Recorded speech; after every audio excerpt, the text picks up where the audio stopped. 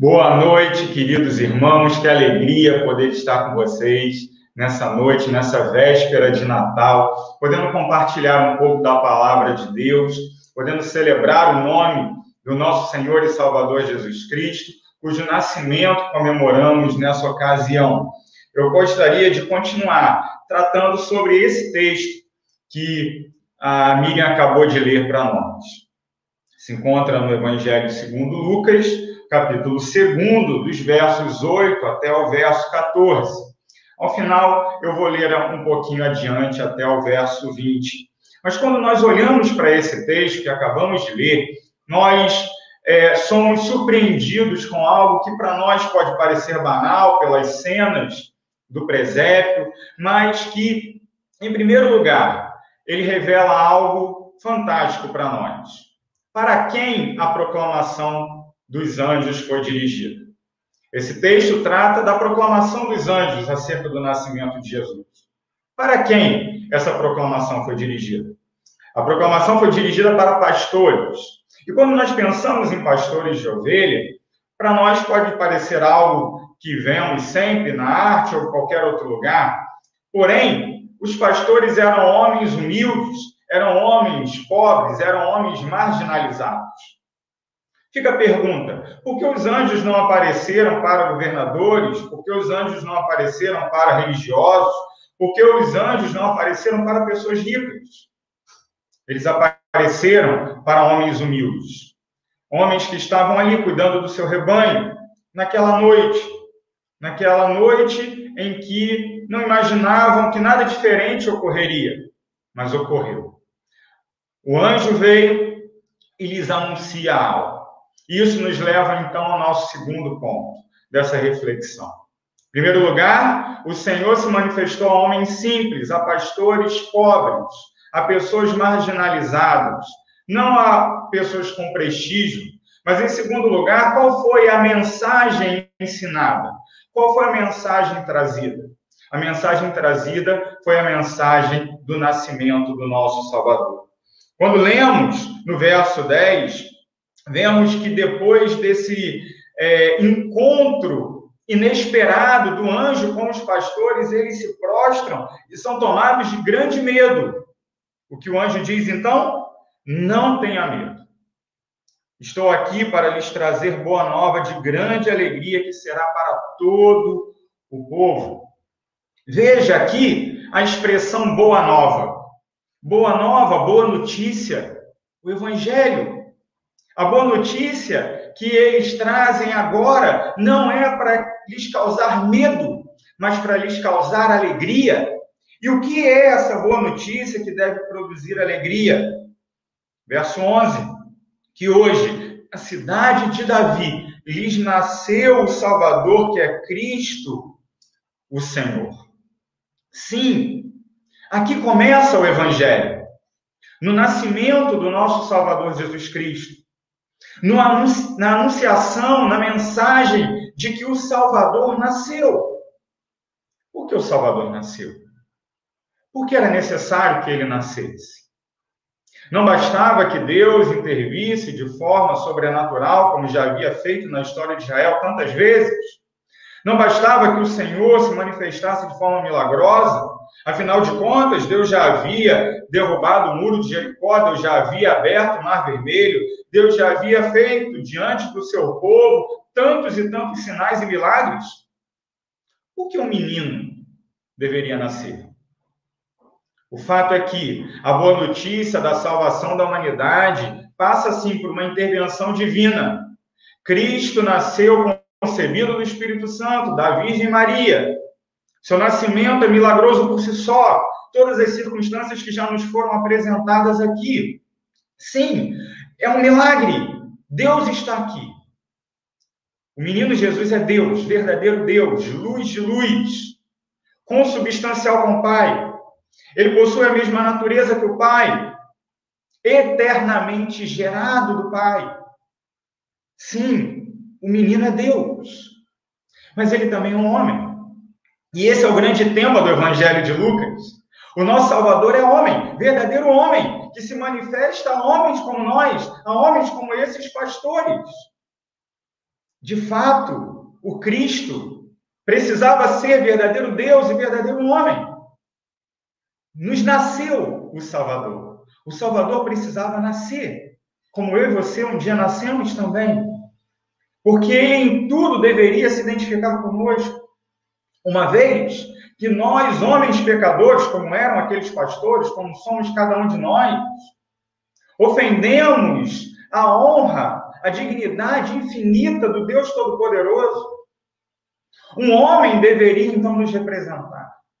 Como Adão nos representou na queda e na morte, o novo Adão, Jesus Cristo, nos representa na salvação. Sim, ele, verdadeiro homem, mas também verdadeiramente Deus. Verdadeiro Deus, porque uma vez que ofendemos a Deus, somente alguém na mesma dignidade do próprio Deus poderia nos representar para pagar o preço do nosso pecado, da nossa ofensa contra o Deus Todo-Poderoso. Não tenham medo. Eis que eu vos trago novas de grande alegria. O Evangelho é chegado. E o Evangelho, mais do que a mensagem dos anjos, é um menino na manjedoura. Ele não seria encontrado em berço esplêndido. Ele não seria encontrado cercado por príncipes.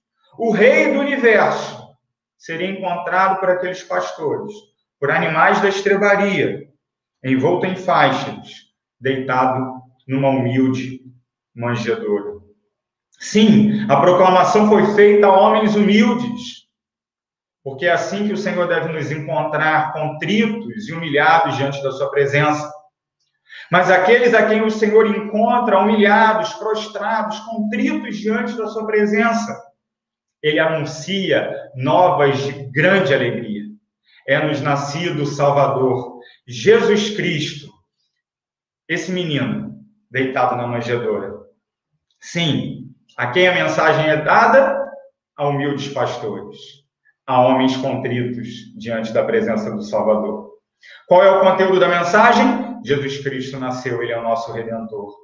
Qual é, por fim, então, a resposta que o Senhor quer encontrar no nosso coração? Quando lemos do verso 13 ao verso 14, a cena se transforma.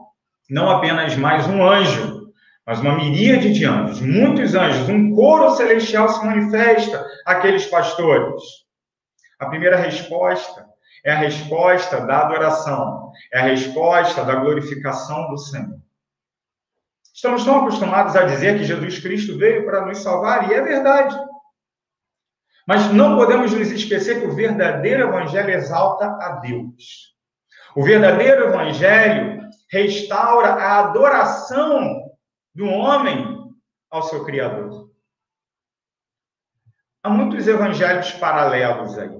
Evangelhos que exaltam o homem e não a Deus. Evangelhos que colocam o homem no centro. Desconfie de qualquer coisa nesse sentido.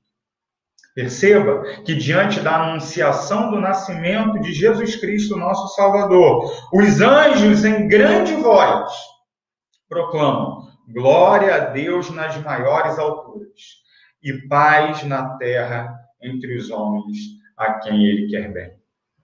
Neste campo, nós percebemos duas realidades. Primeiro, o Evangelho glorifica a Deus. Em segundo lugar, o Evangelho produz paz para o homem. Justificados, pois, mediante a fé, temos paz com Deus. Queridos, amados irmãos, não podemos nos esquecer da essência do Evangelho nesse dia de Natal, nessa véspera de Natal. Precisamos nos lembrar em família, individualmente, e a cada dia da nossa vida, que Jesus Cristo nasceu para manifestar de forma plena a glória do Pai, mas também para nos reconciliar com Ele, para produzir paz. Muito mais do que a paz interior que tanto se procura, tanto se fala e se propaga nos nossos dias. A paz que é a fonte de todo bem. A paz com Deus. Sim, devemos viver em paz com Deus. A proclamação e a adoração dos anjos mostram, então, a resposta do Evangelho. Uma resposta que transcende a nossa individualidade, que transcende a nossa resposta individual, que é uma resposta cósmica. Em Cristo Jesus, o Pai está reconciliando consigo o mundo, todo o universo. Isso, então, deve produzir em nós uma resposta de fé. Uma resposta que deve habitar no nosso coração hoje, no meu e no seu coração. E é este o desafio final que eu quero deixar. Se nós continuarmos a ler o final do texto, lemos o seguinte: os anjos se afastaram, a noite escura retorna. O que eles fazem? O que eles dizem? Vamos até Belém e vejamos os acontecimentos que o Senhor nos deu a conhecer. O Senhor nos revela a si mesmo no Evangelho de Jesus Cristo. O que fazemos? O que faremos?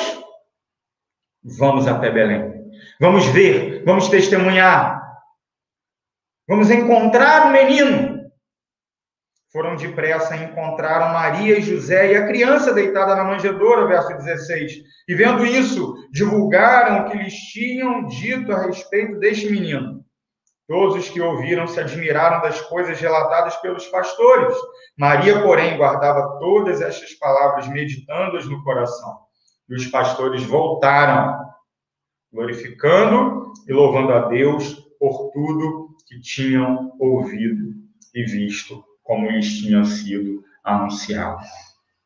O desafio para nós, nessa última reflexão, nessa noite, é que respondamos em fé à anunciação do menino Jesus. A proclamação que os anjos fizeram a esses pastores se repete para nós hoje, nessa noite. É nascido o Salvador. É nascido aquele menino na manjedoura. É o Rei do Universo. Ele cresce, se desenvolve, vive sem pecado algum, morre na cruz do Calvário para pagar o preço do nosso pecado, ressuscita ao terceiro dia, como demonstração de que ele venceu a morte. E agora ele nos oferece a boa notícia da sua redenção, da sua salvação, da reconciliação que Deus promoveu de si mesmo, comigo e com você.